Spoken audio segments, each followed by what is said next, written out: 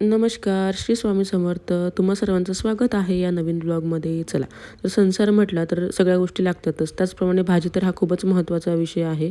भाजी नसेल तर काय स्वयंपाक करावं काहीच कळत नाही. बाजारात गेल्या गेल्या यांनी मला हे बुड्डी कबाल घेऊन मागितला. त्यांनी घेतलं, खाल्लंही नाही, सगळं फेकून दिलं. त्यानंतर आम्ही भाजीपाला वगैरे घेतला. भाजीच्या पिशव्या एवढं माझ्याजवळ झाल्या होत्या ना, की काय सांगू तुम्हाला. म्हणजे पिशव्या एका हातात होत्या आणि शिव माझ्या हातात होता.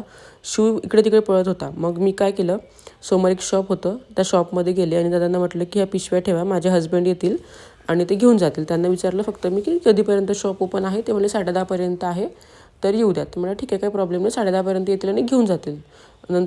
त्यानंतर शिव आईस्क्रीम खायचा हट्ट करत होता. मग त्याला आईस्क्रीम घेऊन दिली आणि आम्ही निघालो घराकडे जायला. तर मग त्याची जातानाच आईस्क्रीम खाली पडली.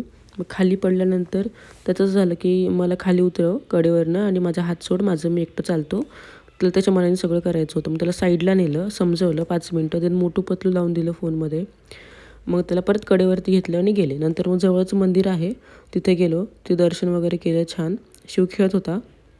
मग घरी आलो. घरी आल्यानंतर पार्किंगला त्याचं असं होतं की त्याला सायकल दिसलं होतं साईडला. ते धूळखळात पडलेला होता. त्याला त्याच सायकलवरती त्याला बसायचं होतं. तो बिलकुल ऐकत नव्हता. लिफ्टमध्ये वरती येत नव्हतं माझ्यासोबत. मग एक छोटंसं मुलगा होतं, त्याला काय म्हणलं, शिवला बघ तू, मी वरती सामान ठेवून येते. मग वरती गेले, सामान ठेवलं, खाली आले आणि मग त्याला 10-15 मिनिटं त्याला समजवलं, खेळवलं आणि मग वरती आणलं. वरती आल्यानंतर मग मी स्वयंपाकाची तयारी केली. स्वयंपाकामध्ये मी काही नाही, खिचडी केली होती आणि कढी. मी त्यांना फोन केला, म्हटलं येताना पिशवी आणा तेवढी. तर ते म्हणले की नाही, मला उशीर होणार आहे. म्हटलं शॉप बंद होऊन जाईल 10:30ला. तर मीच गेले आणि 10:30 10:15च्या जवळपास मी गेले आणि पिशवी आणायला. शिवचं असं होतं घरातनंच की मी खाली चालणार नाही, मी कडेवरती तुझ्या येणार. मग आम्ही दोघंही गेलो पिशवी आणायला. तिथे त्याला ॲपीची बॉटल दिसली. तो म्हणला मला दे आई ते घेऊन. त्याला ते घेऊन दिलं. त्याने 1-2 घूट पिले असेल आणि बाकी सगळं त्याने ओतून दिलं. बॉटलही फेकून दिली त्याने. त्यानंतर येताना एका कडेवरती शिव होता आणि एका हातात हे पिशवी होती भाजीची. एवढं जड झाला होता ना हात. बाकी सांगा, तुमची मुलं असेच हट्ट करतात का?